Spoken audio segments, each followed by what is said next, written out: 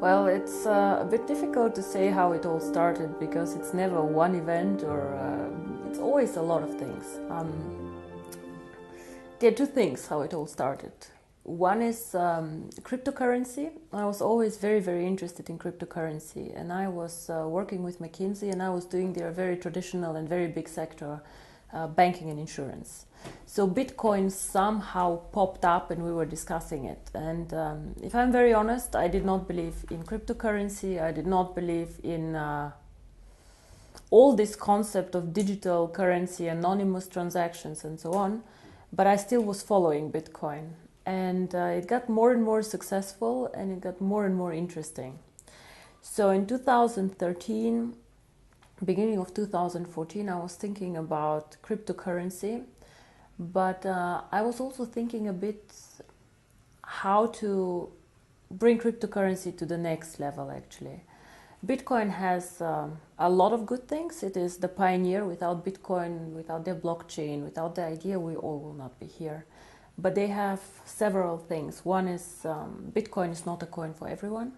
It is has its own usages, and it is the right coin for some people, but not for everyone. For example, a lot of people are attracted who are more speculators because the price goes up and down quite a lot. A lot of people who do more transactions are interested, but transactions meaning like a money transfer. So I send from India money to Germany, and a lot of people in the IT sector do this. And the third, I would say, big party who is interested in this was people who are interested for reasons in anonymous transactions. So as much as we all have some need for privacy, and we all do because the world gets more and more transparent, we also need to stick to some rules, unfortunately, or fortunately, we don't know, because there have been so many things happening in the last years after Bitcoin creation, like terrorism and drugs and all these things that are difficult to manage. One of the very successful things that Bitcoin was involved in was this Silk Road merchant platform like eBay, but where you could buy things that you cannot buy legally.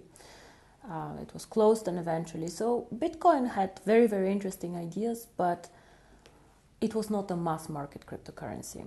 And I thought if you simplify cryptocurrency so that everybody understands it, it could actually become something like Facebook, something like Uber. Uber is also a very interesting company, which is controversial. You know, they change the way we live, the way we use transportation, and this is changing the world of payments and of finance. So cryptocurrency, yes, was very, very clear to me, I think end of 2013, maybe beginning of 2014. And then I was thinking how to bring this to the masses. When I started thinking about cryptocurrency, my contacts were more institutional banking clients, big private equity funds, so people who definitely could get excited about cryptocurrency. For example, Goldman Sachs are also excited about the blockchain and so on, and they can invest in it. But unfortunately, these people do not have real contacts out there, retail people like you and me. So the idea was how to bring a good concept, an interesting concept, out to the people.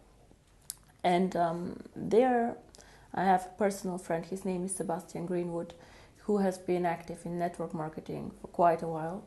He was the one actually who suggested, let's do network marketing. And I said, no, let's not.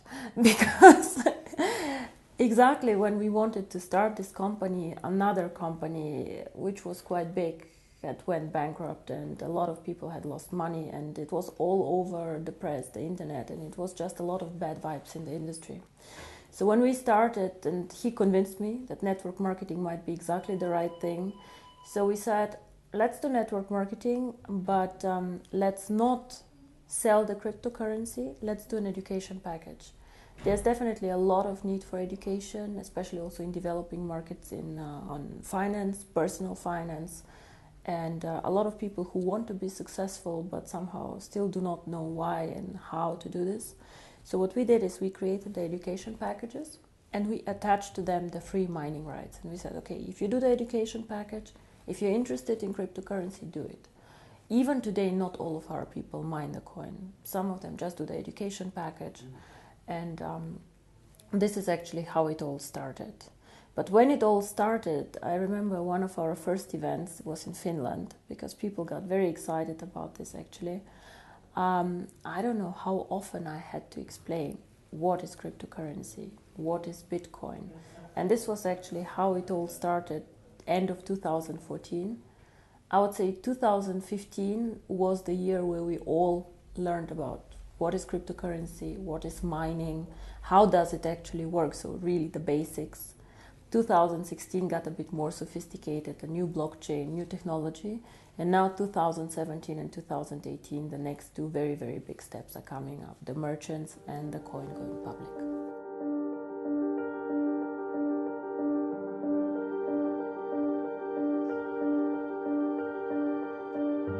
If you go to websites like CoinMarket or whatever, you will see that there are a lot of cryptocurrency out there. Nobody can say how many actually. It can be 400 or 500, we just don't know. So in my opinion, however, there are maybe 3 or 4 really big ones who are trying to be big, who are trying to find a niche and who are trying to do some work. Bitcoin for sure is one of the big ones. It is the most liquid cryptocurrency out there. Most people who speak about cryptocurrency trade this coin and do things with this coin. Still, the transaction value is very, very low. So if you look at it, it's probably 3 to 4% of the coins who get transacted per day. And a lot of these transactions are internal transactions. It means I put from my account to another of mine account, just for safety reasons, coins. We have Litecoin. Litecoin is a big coin. It is probably the number 2 out there, but nobody actually uses it, even not in transactions.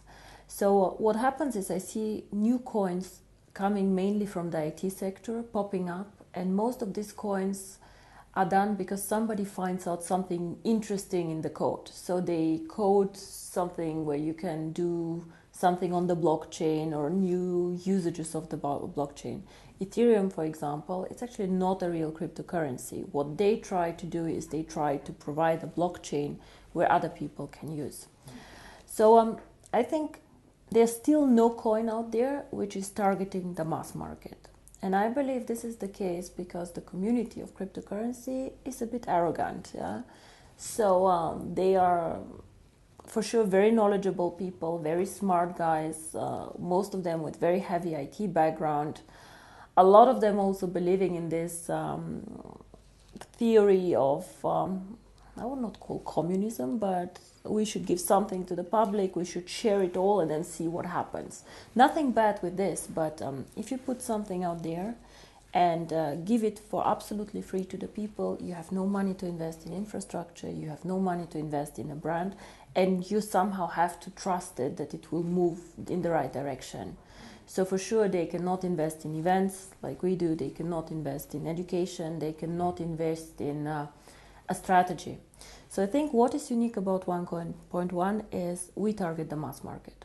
So we try to make the cryptocurrency as simple as we can, we try to link it to education, and we try just to be accessible for everyone. Make the mining very simple, make the usage very simple. The second thing that I believe we are unique is that we are very global. So we always try to create a currency that is present on all continents. It is not an easy task because sometimes it is much easier to be on one continent. For example, Europe, where people are very sophisticated, where they understand this, or China, where people also like a lot of digital currencies. But still, we believed from the beginning, if we want to be the future of payments, if we want to do transactions, we have to be also in Africa, we have to be in India, we have to be in Latin America. So this is very, very important for us. And the third thing that I believe is very, very important is we are one of the few cryptocurrencies that focus on usage. And I don't mean usage of the blockchain like others, like Ethereum, but I mean usage by people. Because cryptocurrency itself has no real value. It is just an algorithm, it is just a digital number that you have. Unless you put something behind. Something can be a brand, but something can be also the usability. What we want to do with OneCoin is we would like to be the first choice for merchants. We want to create something like PayPal, saying it very, very simply, but in the cryptocurrency world. And we all know how simple PayPal goes. You just press a button and you send from A to B money. For the merchant, it's quite expensive, but it's very simple. You know, you join a big network and you just can take money in from all over the world. I can send money to Australia today if I decide to, and it's very, very simple. So for us, this is also why we did the changes on the blockchain. We decided to make it a very fast blockchain, so it runs every minute. In average, this means that every 30 seconds your transaction gets approved, because you do not, you join like within the block running, and it is as fast as Visa and MasterCard do transactions. I believe that this is also something very, very unique. I have not seen any cryptocurrency focusing the strategy on merchants. Most of them are speculator currencies, and whenever you have high volatility, it means the price going up and down very, very quickly and fast. It is bad for you as a merchant. Why? Because you want to take the money that you want. You want to sell a service for €100. So you would like tomorrow to have the €100 too, and not to have €90, 110. Of course, you're happy if you have the 110, but it can go both ways. So as a merchant, you want to be sure you will receive what you advertised as a price, and this happens only if the cryptocurrency does not move too fast and too much.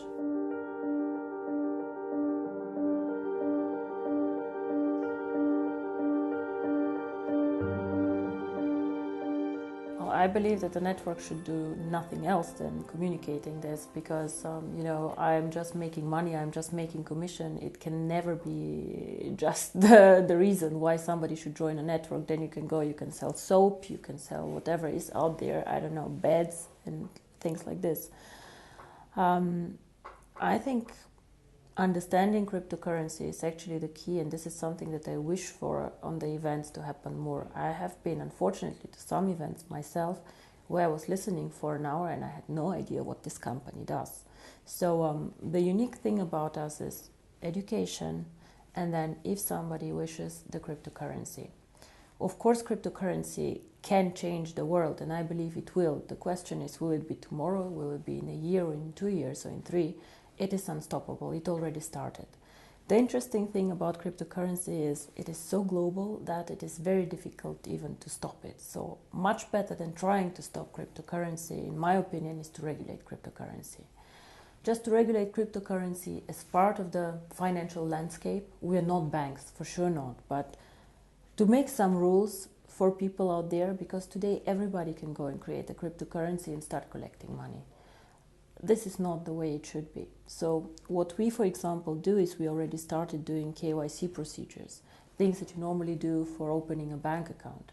Or if you're a merchant and you want to join us, you still have to provide us with some documents so we know what do you sell, what is happening, why is money being transferred. We don't have to, but we do this. So this is one thing with the merchants. It's a lot of freedom of business.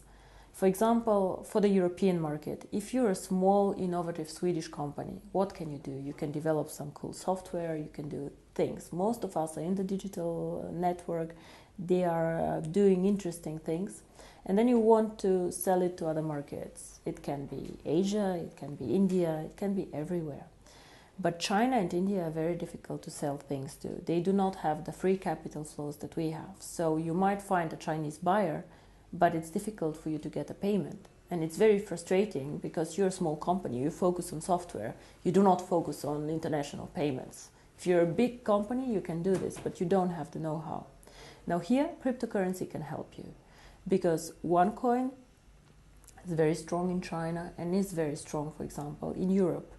So what you can do is you can put your software in our shop that is starting now in next year.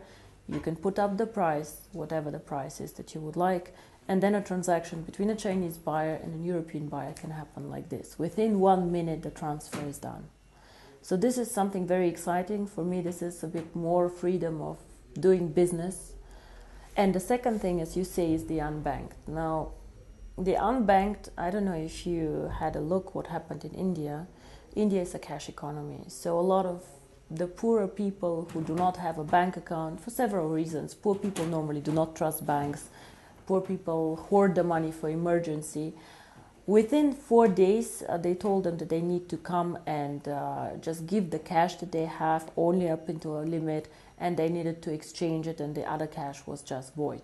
Now this is a disaster, and this disaster will not hit the rich people. It will hit like very, very small people who have their savings. Cryptocurrency can make a change. Now, you ask me, if a person is so poor he doesn't have a bank account, how will he deal with cryptocurrency? A lot of people have access to phones, so if you manage to link cryptocurrency to a phone, and of course it's already linked to the internet, you can give these people so many more options how to bank with us.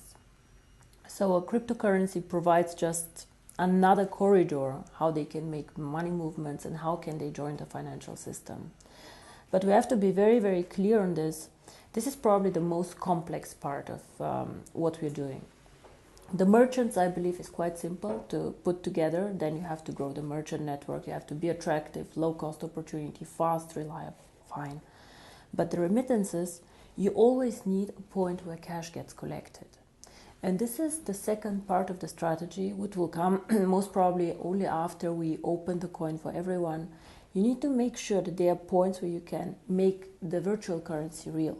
So where cash can come in that people have, they can send somewhere, and then they can get the cash and go to the supermarket and spend it.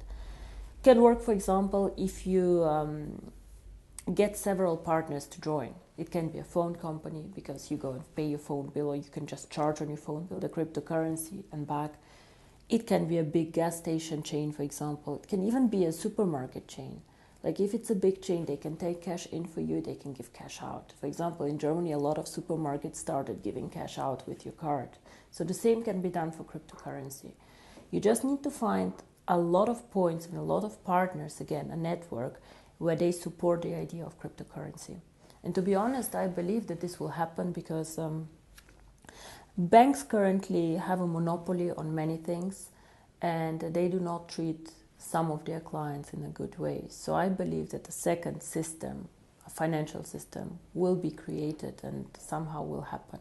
How fast, I cannot tell you, but there's always this tipping point theory. Things start, grow, and one point of time, they just reach a point where it just gets inevitable and just like goes out.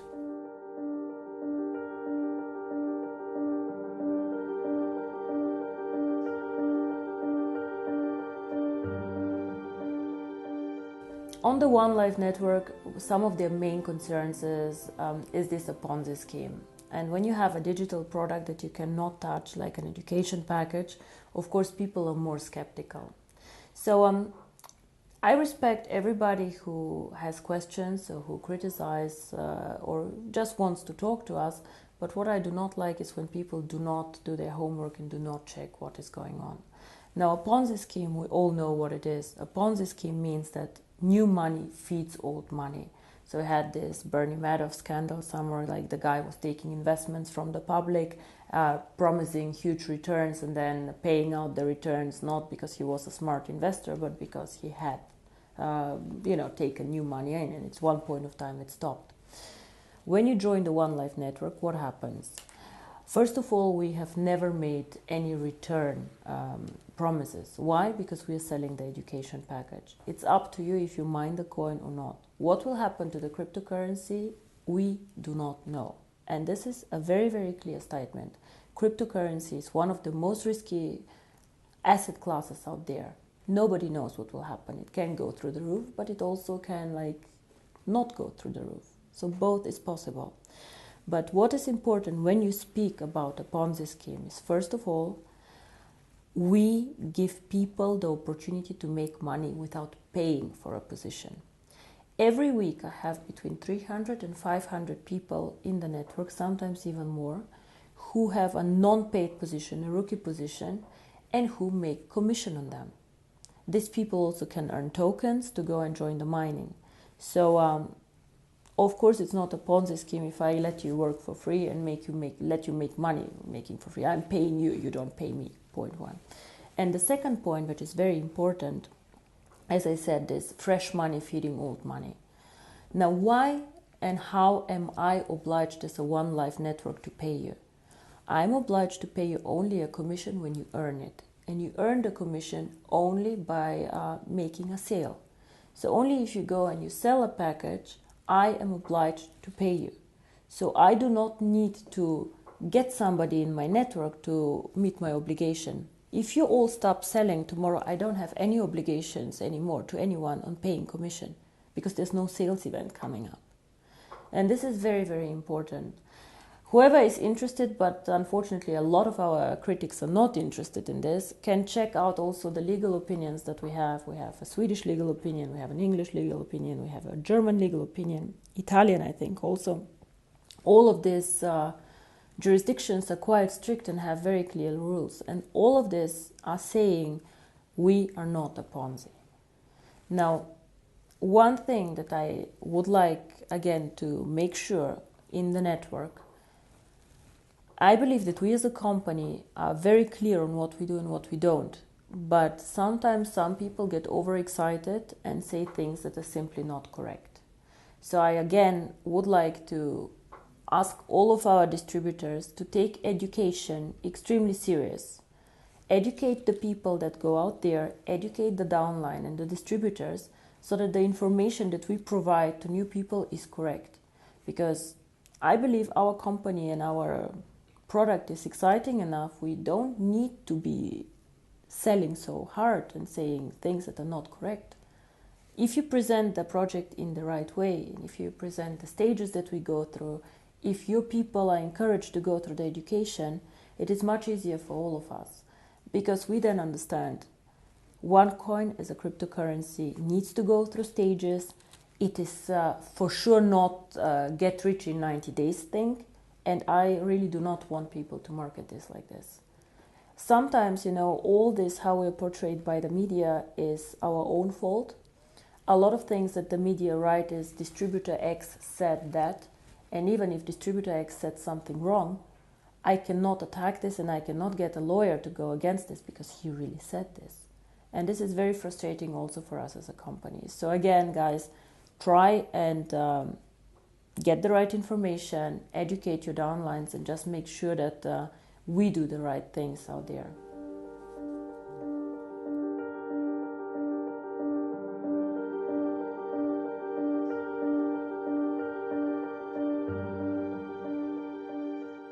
So we had 2 very exciting years. We were growing very fast. We were doing very, very good things. We did some adjustments too as a company on the blockchain, things that we just did not know before when we started. For example, the blockchain and the merchants. Now, the best, I think, is yet to come, and the most exciting part is coming now, because now we have to move from just mining the coin into usability of the coin. And the first thing how you can use the coin is moving on with the merchants. 2017, January, February, we launched our own merchant platform. So what does this mean? As a merchant, you can join the platform for free, and you can sell your services or your products, whatever you have. You can sell it in this platform. You have access to over 12 million people there, because we have about 3 million paid accounts and about 9 million free accounts in the system. So this is a lot of people. And the good thing about these people is the paid accounts, these are people who have for sure money and who are interested in buying things online. So you can join as a merchant for free. And for example, I don't know, if you have a flower shop, you can say, okay, this is a voucher for my flower shop. It is worth €100. You can come any day and join me. Groupon, for example, does things like this. However, they force the merchant to do a 50% discount on whatever they sell so that they are attractive.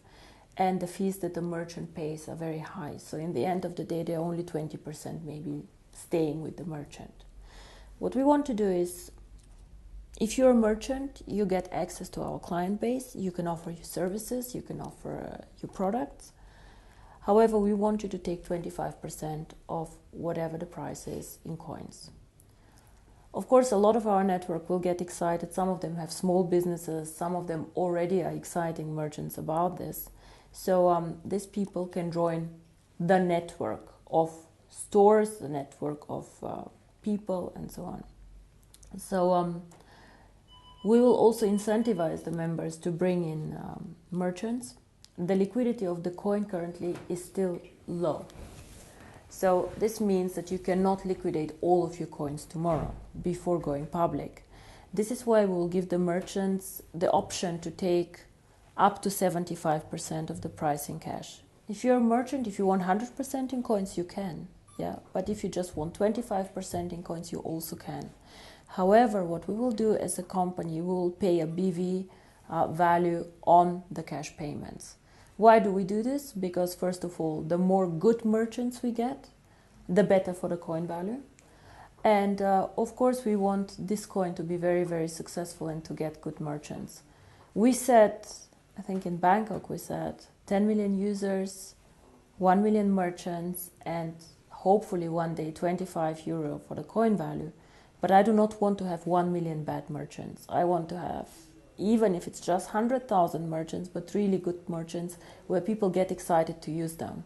And I believe that in incentivizing our distributors who attract merchants for the network on the volume that the merchant makes is the right thing to do.